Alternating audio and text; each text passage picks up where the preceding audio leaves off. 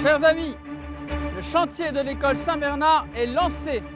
Ce chantier, c'est d'abord une rénovation du patrimoine bâti qui valorise ce très bel héritage que nous ont laissé les anciens, celui du comte de Saint-Seine.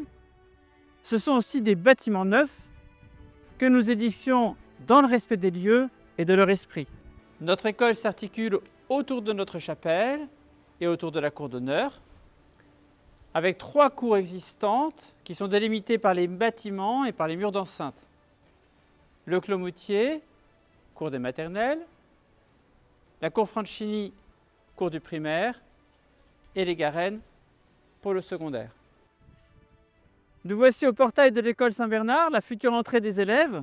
Je vous invite à découvrir ce chantier avec notre chef de projet, M. Lédingan, et avec nos architectes.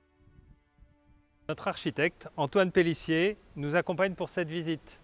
Ce projet est pour nous un projet important qui représente ce que nous aimons faire, c'est-à-dire travailler sur le patrimoine et le paysage, avec un sens fort lié à la transmission de la construction d'une école.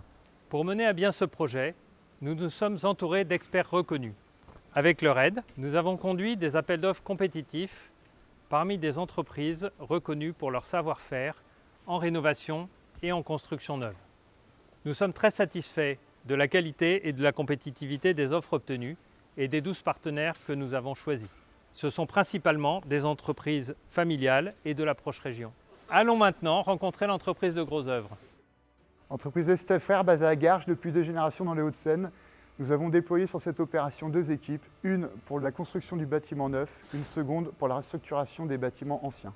Dans un bâtiment de rénovation comme celui-ci, l'architecte hérite de la volumétrie, donc il doit s'adapter à ce qui existe. Au départ, l'architecte conçoit l'ensemble des aménagements, des modifications à apporter, et ensuite tout le travail se fait avec les compagnons sur le chantier, les entreprises et les bureaux d'études.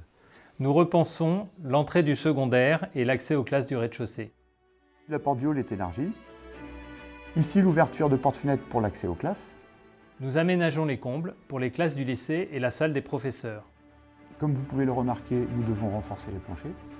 Nous devons rénover les toitures avec de nouvelles tuiles patrimoniales. Nous avons dessiné des percements avec des lucarnes jacobines qui anoblissent ce bâtiment.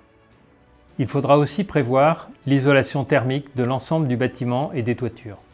Ici, la cuisine doit être rénovée et mise aux normes. Pour la construction du Clos Moutier, nous avons souhaité reproduire l'architecture typique des fermes de la région, avec le bâtiment des maternelles en L et la maison des sœurs qui vient fermer la cour.